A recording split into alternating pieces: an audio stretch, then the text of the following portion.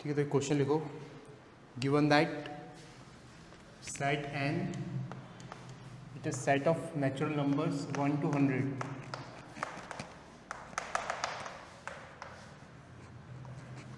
ठीक है, एक सेट n डिफाइंड है जो 1 से 100 तक सारे नेचुरल नंबर्स कंटेन करता है. Then write the subset. पहला क्वेश्चन लिखो, write the subset of n whose elements are odd numbers.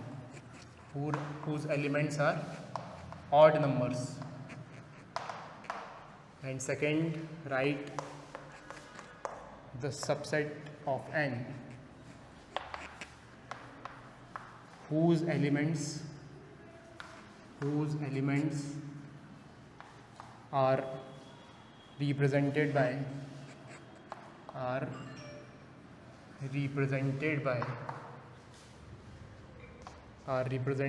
x plus 2, where x belongs to the set n. n दिया हुआ है, उसके सबसेट लिखने हैं हमें कुछ परिभाषाओं के आधार पर.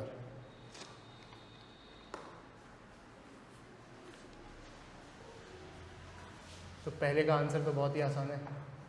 n का ऐसा सबसेट लिखना है जिसमें ऑड नंबर्स हैं, तो वो आंसर होगा 1, 3, 5.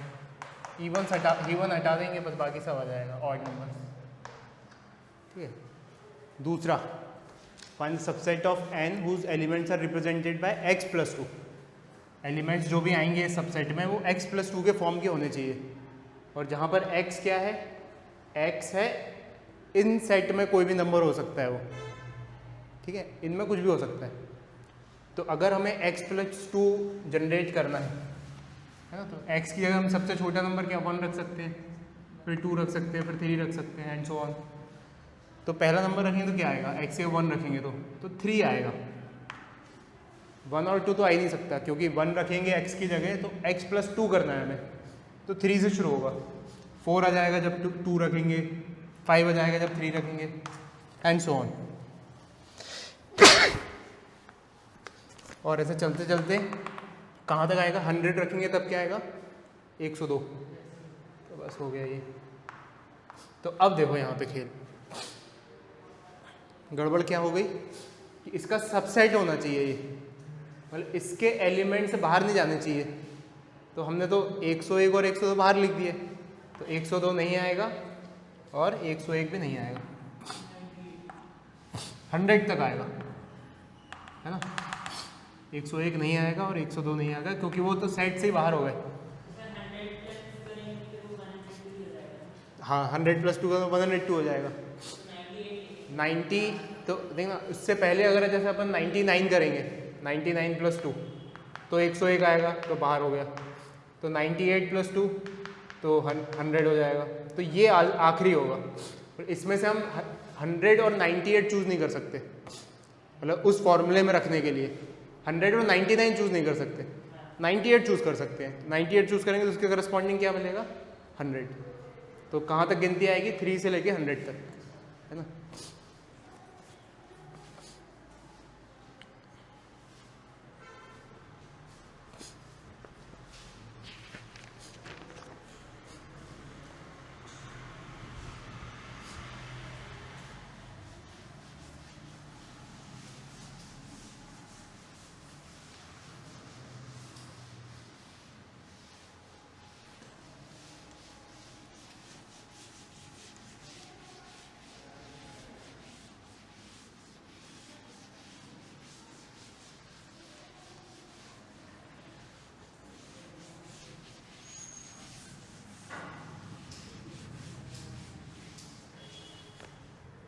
Next question.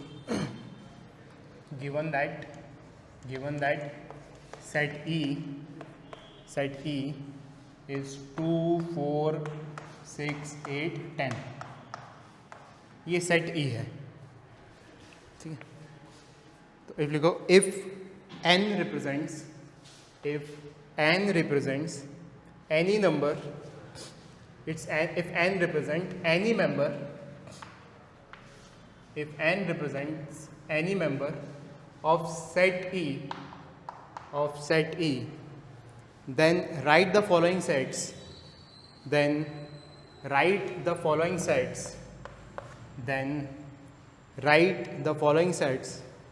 containing all numbers represented by first n plus 1 and second n square. Containing all numbers represented by first n plus 1 and second n square.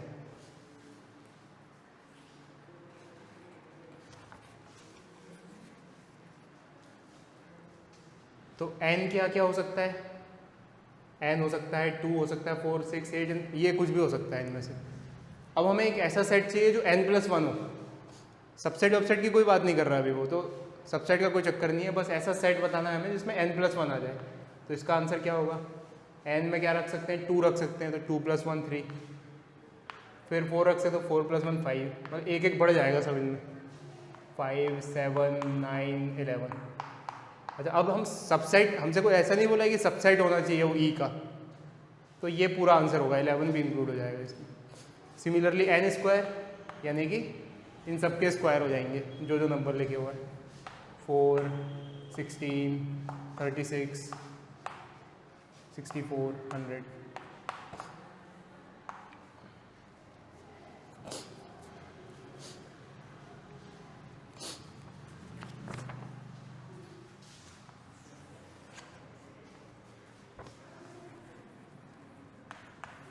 Next question.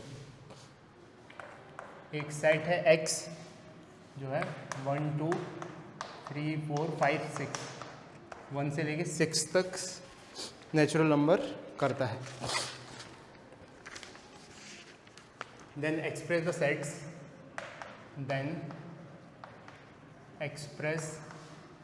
Sets, पहला कि n belongs to x but 2n should not belong to x. एक ऐसा set बताना है जहाँ n x में belong करे लेकिन 2n x में बिलोंग नहीं करे, ऐसा सेट बनाना है. दूसरा ऐसा सेट बनाना है such that n plus 5 is equals to 8. और तीसरा ऐसा सेट बनाना है कि n is greater than 4. n is greater than 4, 4 से बड़ा हो.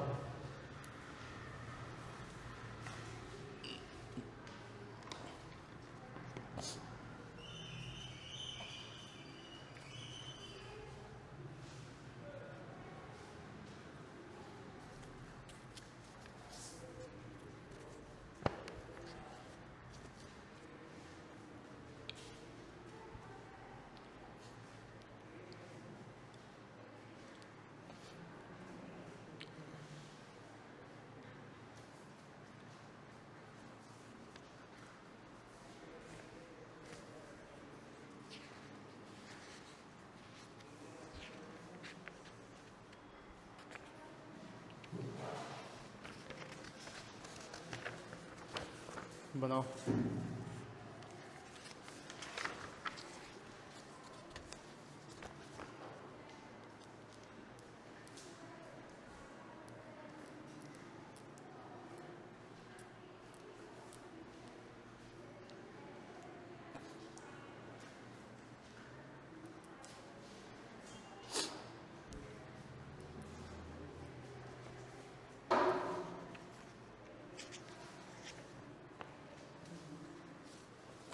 तो पहले में कि n x में होना चाहिए लेकिन 2n x में नहीं होना चाहिए. तो 1, जैसे मान लो 1 को रखा अगर हमने, तो 1 x में है भाई, सही बात है, लेकिन 2n x में नहीं होना चाहिए. 2n मतलब कि 2 इसका डबल, तो 2x में है तो नहीं होगा, 1 नहीं आएगा, 1 नहीं आएगा. 2 को देखा फिर 2x में है, कोई दिक्कत नहीं है, लेकिन इसका डबल जो है वो 4, वो भी यहाँ मौजूद है लेकिन नहीं होना चाहिए, तो 2 भी नहीं आएगा. तो ऐसे ले लो, 1 नहीं आएगा, 2 नहीं आएगा, 3 का डबल मौजूद है तो नहीं आएगा, तो 4 4 का डबल मौजूद नहीं है, तो बस 4 आएगा, 5 आएगा, 6 आएगा, तो ये नहीं आएंगे। 1 2 3 केवल 4 5 6। ठीक है, फिर सेकंड n+5 8 के बराबर होना चाहिए, तो 1+5 ना, 2+5 ना, 3+5 यस, 4+5 ना, केवल 3 होगा, एक ही एलिमेंट आएगा इसमें, केवल 3।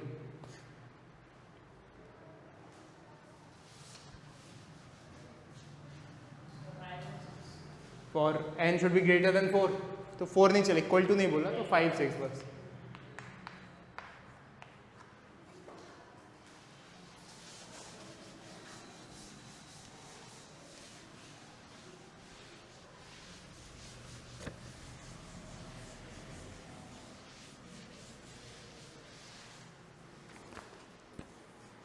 नेक्स्ट लिखो, ड्रॉ द वेन डायग्राम्स, लिखो draw the Venn diagrams, draw the Venn diagrams to illustrate, draw the Venn diagrams to illustrate, draw the Venn diagrams to illustrate the following relationship, the following relationship, the following relationship, to illustrate the following relationship, the following relationship among sets E, M and U, among set E, M and U,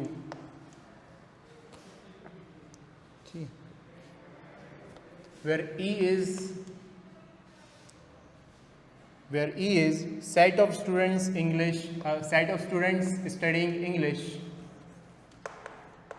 set of students studying English in a school, where E is the set of students studying English in the school.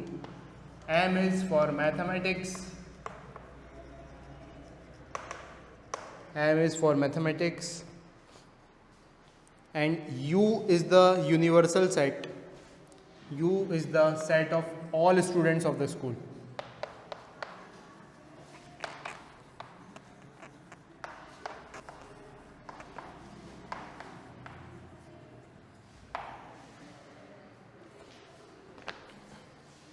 ठीक है, तो इन विभिन्न परिस्थितियों में हमें Venn diagram बनाना है। तो पहली परिस्थिति लिखो, all the students who study maths, all the students who study maths study English, all the students who study maths study English, but some students who study English, but some students who study English do not study maths, but some students who study English do not study maths. तो इस situation का Venn diagram बनाने की कोशिश करो।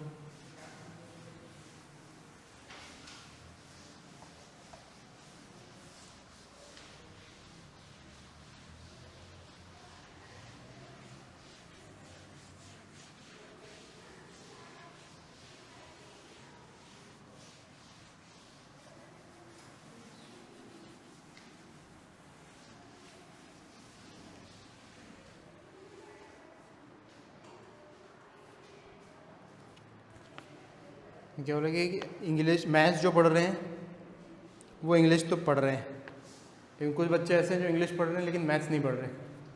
तो इसका मतलब मैथमेटिक्स सबसेट है इंग्लिश का। तो जो अपना आंसर होगा कुछ ऐसा दिखेगा कि सबसे पहले तो सारे बच्चे आ गए, this is the universal set, और फिर इंग्लिश आ गया इसके अंदर, और फिर उसके अंदर मैथ्स आ गया। तो कुछ बच्चे ऐसे हैं मैथ्स वाले, और कुछ बच्चे इंग्लिश वाले ऐसे हैं जो मैथ्स नहीं पढ़ते, लेकिन मैथ्स वाला हर बच्चा इंग्लिश पढ़ता है। सेकंड सिचुएशन लिखो, second situation, there is no student who studies both mathematics and English. There is no student who studies both mathematics and English.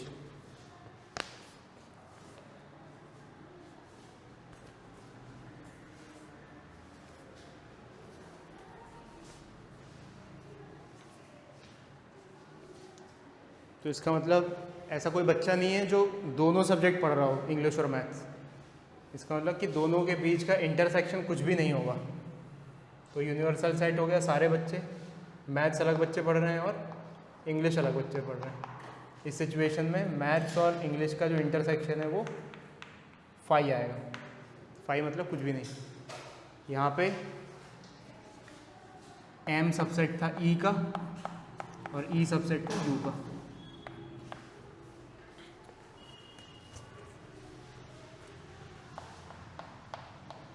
तीसरा, some of the students study mathematics, some of the students study mathematics but do not study English,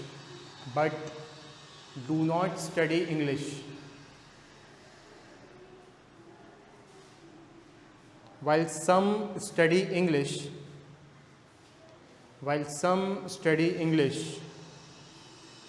but do not study maths, while some study English but do not study maths, and some study both,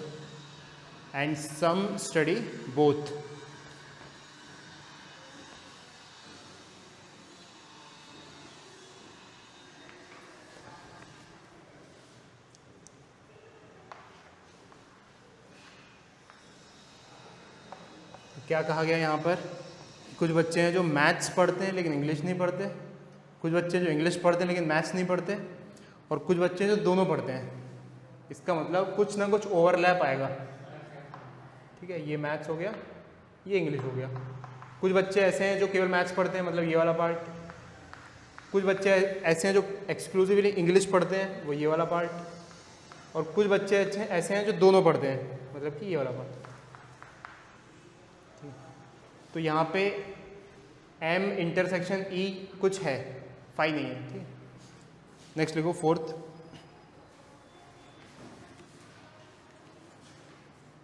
not all students study mathematics, not all students study mathematics, but every student studying English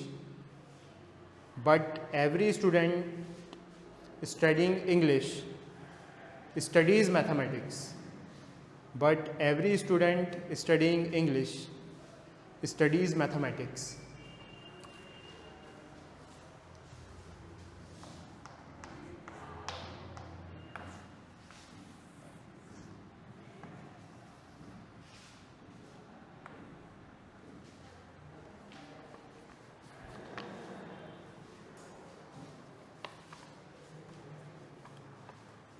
तो सभी mathematics नहीं पढ़ते, लेकिन जो बच्चे English पढ़ते हैं वो मैथ ज़रूर पढ़ते हैं, है ना? तो इंग्लिश के अंदर एम या मैथ्स के अंदर इंग्लिश। तो इसमें क्या लिखा है? Not all students study math. सारे मैथमेटिक्स नहीं पढ़ते, है ना? इसका मतलब कि नॉट ऑल स्टडी मैथमेटिक्स, लेकिन सारे इंग्लिश ज़रूर पढ़ते हैं।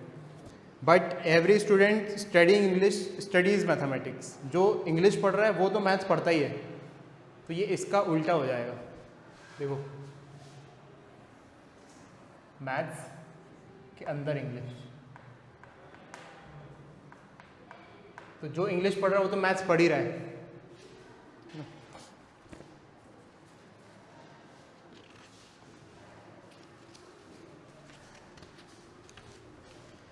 तो सिचुएशन के हिसाब से वेन डायग्राम सॉल्व करने में आसानी होगी। तो अभी तो बस वेन डायग्राम बनाना सीखा है, फिर अपन कुछ सॉल्व करते हैं क्वेश्चंस।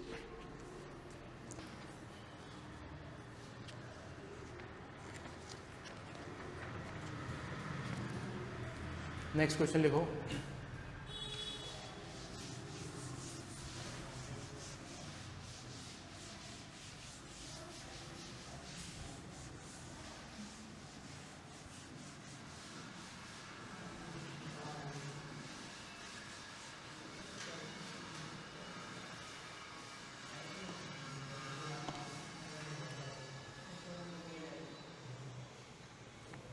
तो तुम्हें ट्रू या फॉल्स बताना है, ट्रू या false, and the statement is A intersection B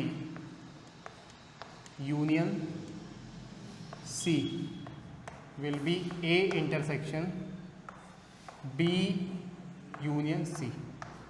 अच्छा, इसमें डेटा दिया हुआ है, set A is 1 2 3, set A जो है वो 1 2 3 है, सेट बी जो है वो एक्स वाई जेड है ना, एक्स वाई जेड नहीं लिखेंगे क्योंकि फिर दिक्कत हो जाएगी, क्योंकि कुछ भी मैच नहीं आएगा, ज़ीरो हो जाएगा वो। तो 1 2 3 2 3 5 एंड सी इज़ 4 5 6। अब सॉल्व करो।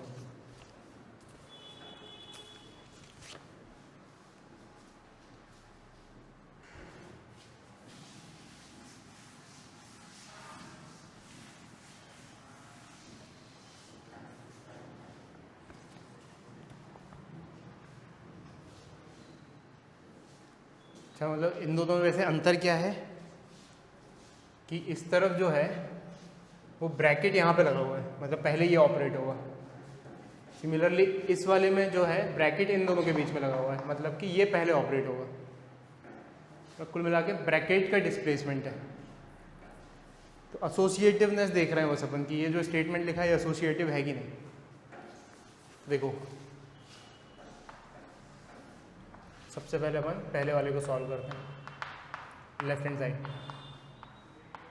तो A intersection B, A intersection B क्या है 2 and 3, तो 2 and 3, और उसका लेना है हमें यूनियन सी के साथ, सी 4 5 6, तो 4 5 6, तो जो निकल के आएगा वो होगा 2 3 4 5 6, 2 3 4 5 6, क्योंकि यूनियन में दोनों साइड के एलिमेंट्स आ जाते हैं। फिर राइट हैंड साइड में पहले किसको ऑपरेट करना है हमें, पहले बी यूनियन सी को, और उसका इंटरसेक्शन लेना है ए के साथ, मतलब ए को लिख दिया सबसे पहले 1 2 3, और इसका इंटरसेक्शन लेना है हमें बी यूनियन सी के साथ। बी यूनियन सी क्या है 2 3 4 5 6।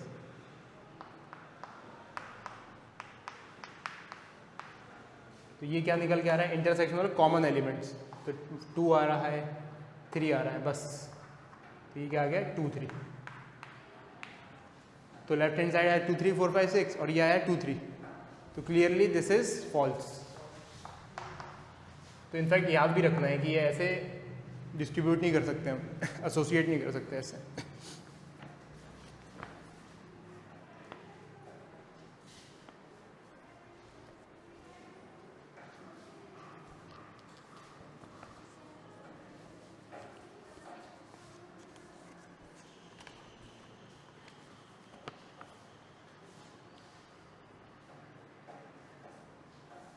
ठीक है, कुछ फॉर्मूलेज बता देते हैं कि जैसे ये नहीं कर सकते तो क्या करेंगे ऐसी सिचुएशन में।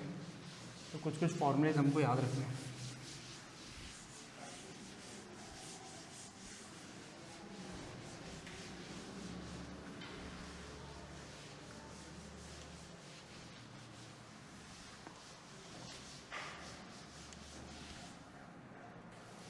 तो पहला फॉर्मूला लिखो, some useful formulas.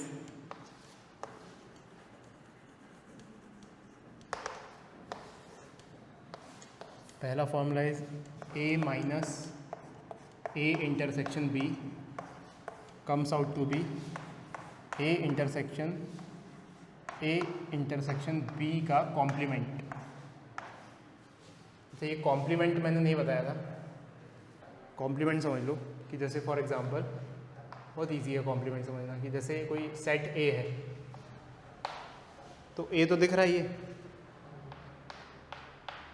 Universal set में ए ये है, तो ए का कॉम्प्लीमेंट वो सेट होगा जो ए नहीं है, मतलब ए के अलावा जो कुछ बच गया, यानी कि ये वाला पोर्शन,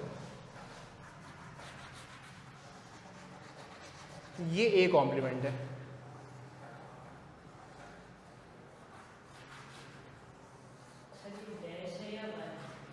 डैश डैश, तो ये है ए dash.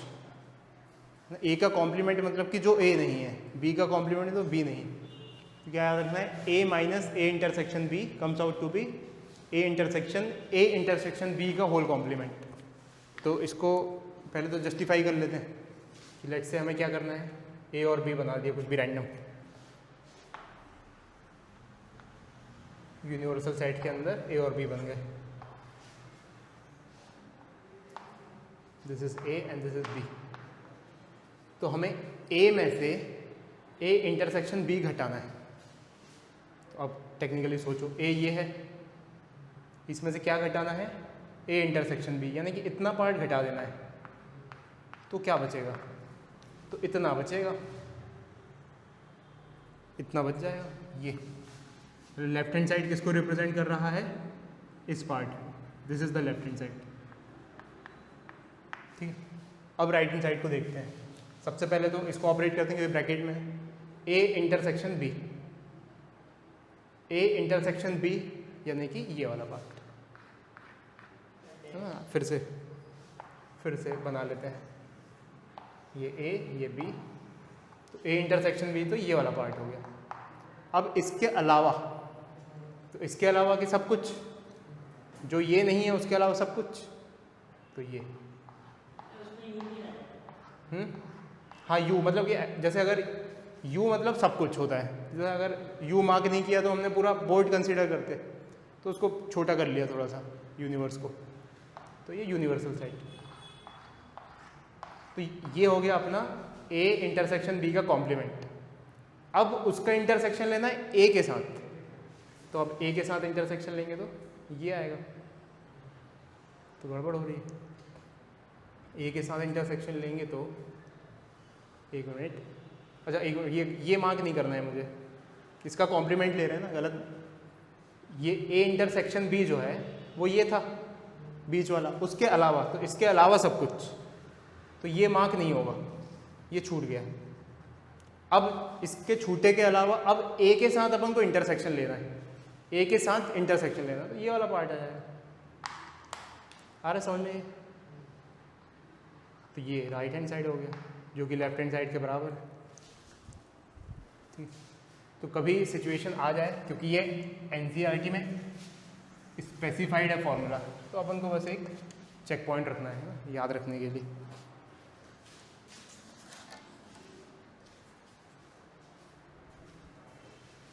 This is a complement of the set.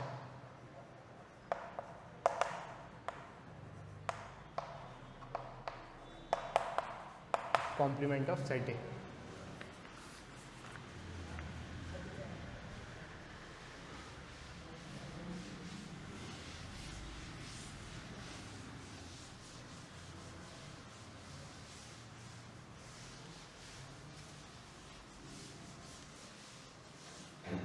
तो ये थोड़ा सा टफ है याद रखने के लिए, क्योंकि कोई पैटर्न नहीं है, लेकिन अब जो फॉर्मूला लिख रहे हैं वो थोड़ा सा पैटर्न में है। तो ये हो गया। दूसरा, A minus, left hand side वही है, A minus A intersection B is given as A union A intersection, A complement union B complement. अच्छा, इसके ऊपर क्या लिखा था वो भी लिख लेते हैं। इसके ऊपर लिखा था ए इंटरसेक्शन बी का कॉम्प्लीमेंट। ठीक है, और ये किसके बराबर है, ये इसके बराबर है। तो अंतर क्या है इसमें, अंतर ये है कि ए इंटरसेक्शन बी का अगर अपन ने कॉम्प्लीमेंट ले लिया तो ये बदल जाता है, इंटरसेक्शन का यूनियन हो जाता है। मतलब कि ए इंटरसेक्शन बी का अगर हमें कॉम्प्लीमेंट लेना है, सो दैट विल बिकम, अगर ब्रैकेट को ऑफ करना है तो ए का कॉम्प्लीमेंट यूनियन बी का complement, and other way round also, कि अगर ए इंटरसेक्शन बी का कॉम्प्लीमेंट लेना है तो that will be A complement, एक मिनट, ए यूनियन बी का कॉम्प्लीमेंट लेना है यूनियन का, तो ये इंटरसेक्शन हो जाएगा। ध्यान देने वाली बात क्या है कि ये डिस्ट्रीब्यूटिव जो लॉ है कॉम्प्लीमेंट वाला, ये बस साइन को पलट देता है, इंटरसेक्शन का यूनियन कर देता है, यूनियन का इंटरसेक्शन कर देता है। So this is what we have to remember. is called de Moivre's law. This is called de Moivre's law.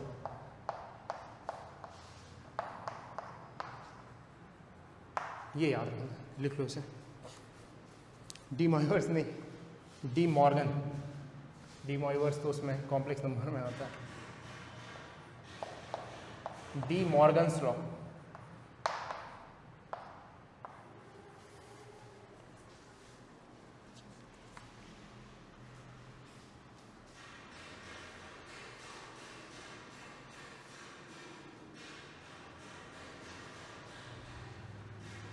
So this is the second formula.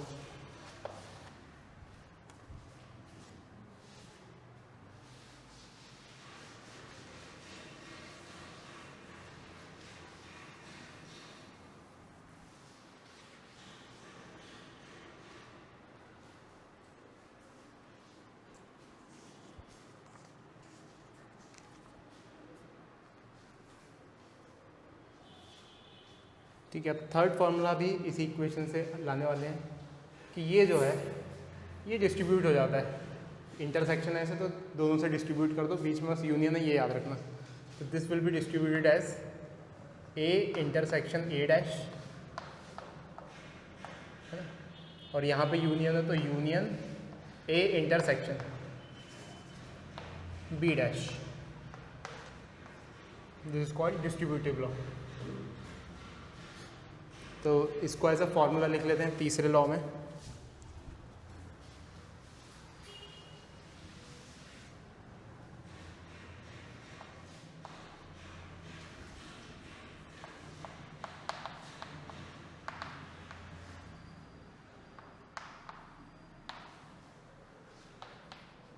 ये अगर ऐसा है x intersection y dash union, मतलब ज़रूरी नहीं कि y डैश हो, कुछ भी हो सकता है, y यूनियन z। अगर इसको डिस्ट्रीब्यूट करना है तो x का इंटरसेक्शन आएगा y के साथ और उसका होल यूनियन आ जाएगा x इंटरसेक्शन z के साथ डिस्ट्रीब्यूटेड। ठीक है,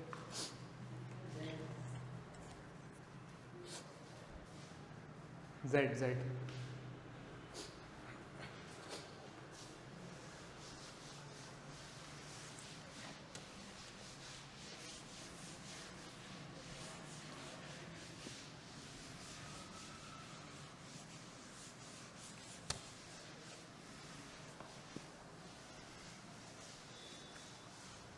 तो सॉल्व करो कि ट्रू या false. a minus B intersection c minus B is equals to a intersection c minus B.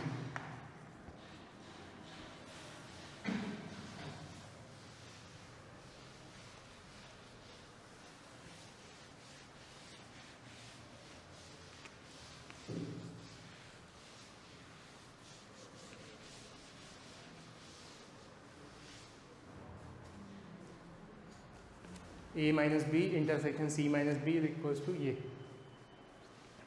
तो इसमें क्या कर सकते हैं, सोचो। डायग्राम बना के भी देख सकते हैं या फिर अलजेब्रा भी लगा सकते हो। तुम डायग्राम बना के देखो, डायग्राम बनाना इजी है।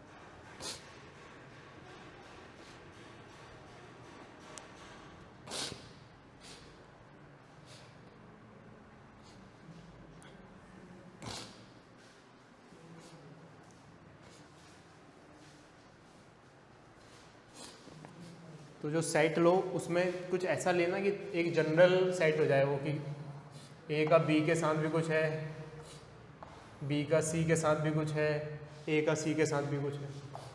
ये बना दिया ए बी सी। अब लेफ्ट हैंड साइड को विजुलाइज करते हैं। सबसे पहले क्या करना है,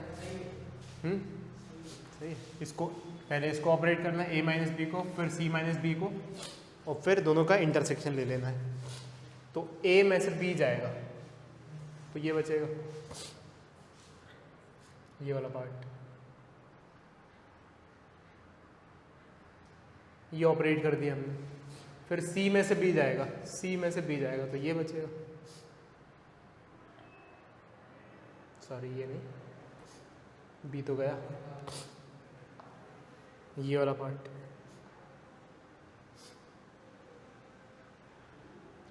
अब इस वाले पार्ट और इस वाले पार्ट का इंटरसेक्शन लेना है, तो ये वाला, ये लेफ्ट हैंड साइड हुआ, ठीक है।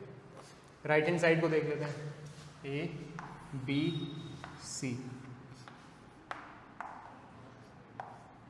ए इंटरसेक्शन सी, तो सबसे पहले दिख रहा है ये ए इंटरसेक्शन सी है, और उसमें से बी वाला पार्ट हटाना है, तो ये वाला हट जाएगा क्योंकि ये बी में आता है, ठीक है। तो ये इतना बच जाएगा, तो जो कि वही का वही है जो राइट हैंड साइड में, लेफ्ट हैंड साइड में है, तो दिस इज ट्रू, ठीक है। ऑब्जेक्टिव क्वेश्चंस अगर हमारे सामने आते हैं तो इस तरीके से डील करके हम ऑप्शंस वगैरह को एसेस कर सकते हैं। प्रूफ वगैरह में बोर्ड में आ गया, फिर ऐसे नहीं काम चलेगा, फिर तो अलजेब्रा से करना पड़ेगा।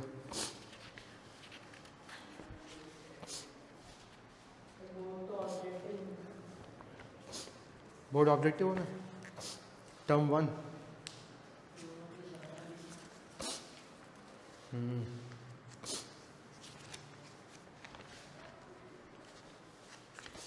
चलो नेक्स्ट क्वेश्चन लिखो। From 50 students taking examination, from 50 students taking examinations in mathematics, physics and chemistry, from 50 students taking exam in mathematics, physics and chemistry, each of the student has passed in at least one of the subject. Each of the student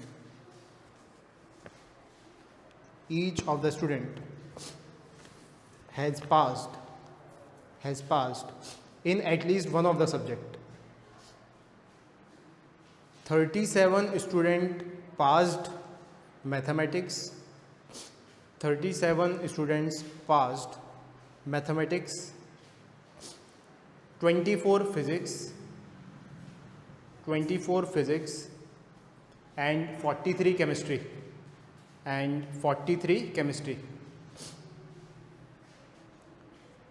full stop.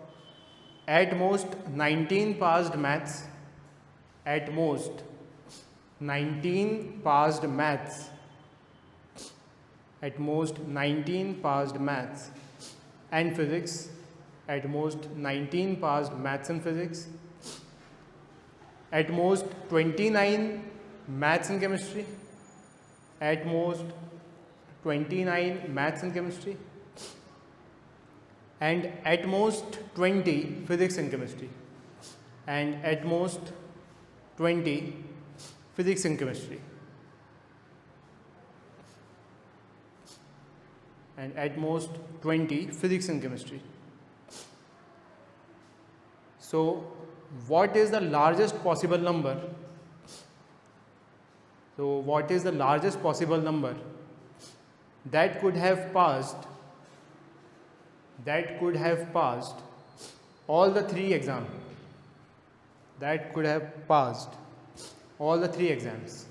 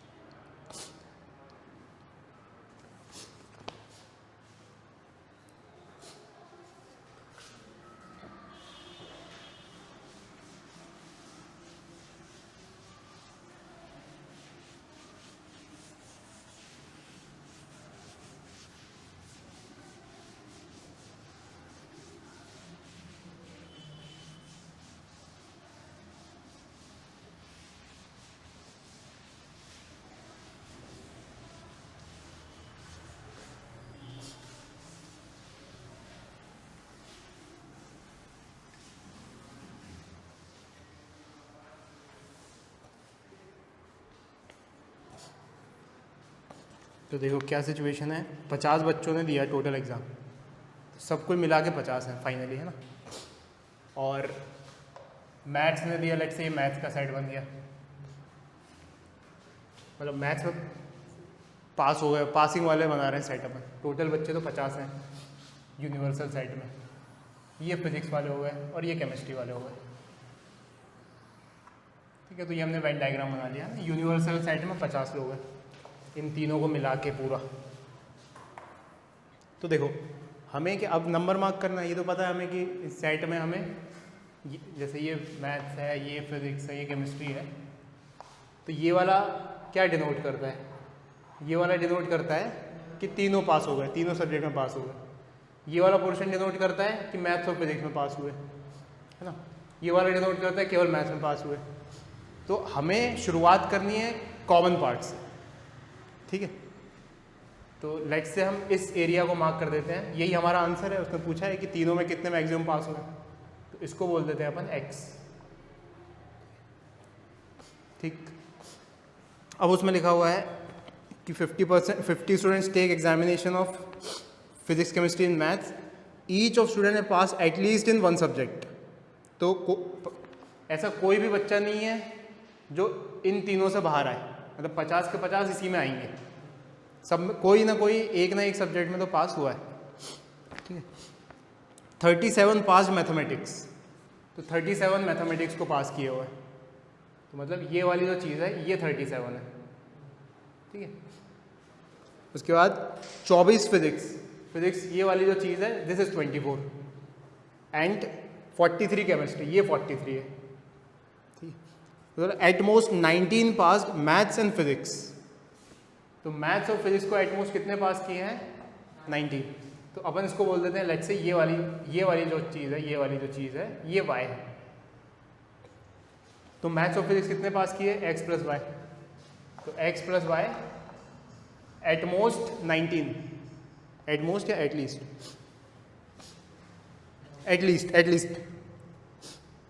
नहीं, at most मतलब ज़्यादा से ज़्यादा, मतलब ज़्यादा से ज़्यादा 19 है ये, ठीक है, 19 है ना, हाँ। और फिर एट मोस्ट 29, इसको बोल देते हैं कुछ z, इसको बोल देते हैं w। फिर उसका नेक्स्ट स्टेटमेंट में लिखा हुआ है कि eight most 19 mathematics and physics, ये हो गया। फिर at most 29 mathematics and chemistry, तो मैथमेटिक्स एंड केमिस्ट्री यानी कि z प्लस एक्स, तो z प्लस एक्स कितना होना चाहिए, ज़्यादा से ज़्यादा 29, सही। और फिजिक्स और केमिस्ट्री यानी कि ये दोनों, तो x प्लस डब्लू, तो x प्लस डब्लू ज़्यादा से ज़्यादा होना चाहिए ये 20, ठीक है। अच्छा, अब मैथमेटिक्स में टोटल कितने बच्चे पास हुए थे, 37। तो ये वाला जो नंबर है, ये वाला, ये ओवरऑल होना चाहिए 37।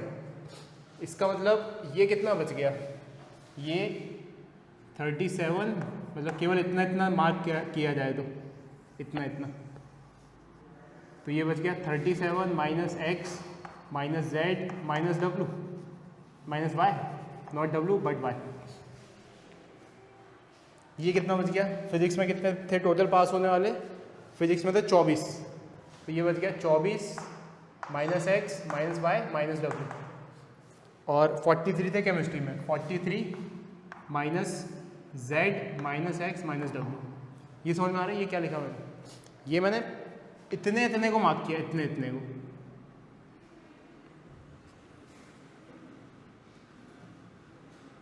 ये वाली चीज़ है 43 minus z minus x minus डब्लू। ये वाली जो चीज़ है, ये जिस एरिया में जो है वही मार्क कर दिया मैंने, ठीक है। और ये वाली जो चीज़ है ये है 37 minus x minus z minus W. कुछ रिलेशन हमें यहाँ से मिल रहे हैं, हमें क्या चाहिए, हमें x की वैल्यू चाहिए, और क्या एलिमिनेट करना है, ये सब एलिमिनेट करना है, y z w। तो इनका ओवरऑल सम, पूरे एरियाज का ओवरऑल सम कितना है, 50। मतलब this plus this plus this plus this plus this plus this plus this must be 50। तो लिखते हैं इसको 37 minus x minus z minus Y plus Y plus 24 minus x minus y minus W plus z plus W plus 43 minus x minus z minus W plus x must be equal to 50। ये सब add करके मैंने यहाँ लिख दिए। तो देखो क्या क्या कट सकता है इसमें से। तो देखना y से एक y कट गया, एक w से एक w कट गया। किधर है w? 24 के नीचे w, एक w से w कट गया। एक z से एक z कट गया। और कुछ कट रहा है? a प्लस एक्स से एक माइनस एक्स कट गया। अब 37 प्लस 24 प्लस 43, तो ये कितना होता है? 37 43 इज 80 और ये 104। ठीक है, अब लिखो एक माइनस एक्स है और एक माइनस एक्स, दो माइनस एक्स बस, तो माइनस 2x। z कितने हैं? एक एक एक z कहाँ कट गया? हाँ एक काटा ना, ये इससे ये काटा, तो एक बच गया ये, तो माइनस z। फिर एक y बच गया, एक y बच गया और एक w बच गया, इट इक्वल्स टू 50। ठीक है, तो अपन ऐसा लिख सकते हैं 2x प्लस उस तरफ ले गए सारी चीज़ों को, z plus w plus x plus y, x तो हो गया, it equals to 104 minus 50 that is 54। एक इक्वेशन ये मिल गई। अब इनको कंबाइन करते हैं, इन सबको ऐड कर दो, तो ये होगा 2x, y एक ही, y भी 2y और z एक ही और w भी एक ही। ये क्या दिक्कत, ये कैसे हो गया? x और y। फिर अगला फिजिक्स का देखा था ना हमने, अच्छा केमिस्ट्री का देख लिया था। 29 किसका था ये? 29 मैथमेटिक्स एंड केमिस्ट्री। मैथमेटिक्स का तो z और x, तो z और x, ये x होना चाहिए। ठीक है, क्योंकि y नहीं आएगा, वो x आएगा वहाँ पे। फिर x और w यानी कि ये।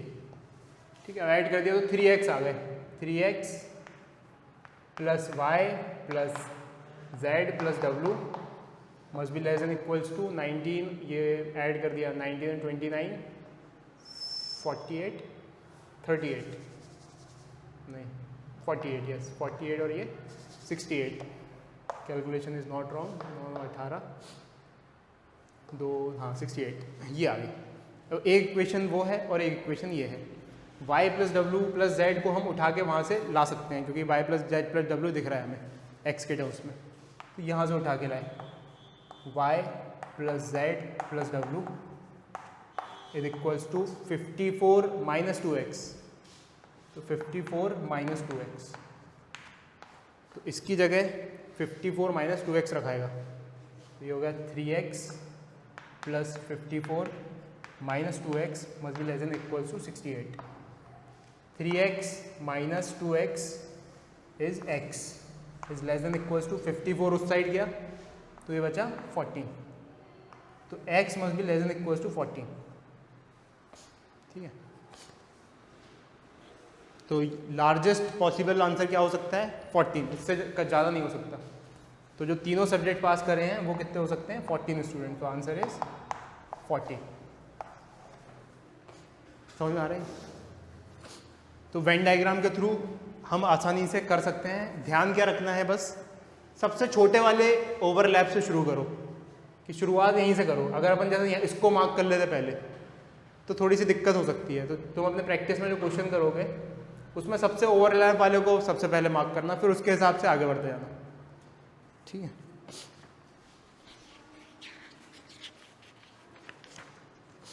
ठीक है, तो तुम्हें इसकी मैं एक्सरसाइज दे दूंगा सॉल्व करने के लिए।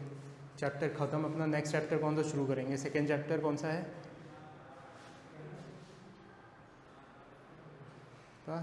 कॉम्प्लेक्स नंबर शायद तीसरा है, तीसरा है, चौथा। ठीक है, चलो कर लेंगे जो भी।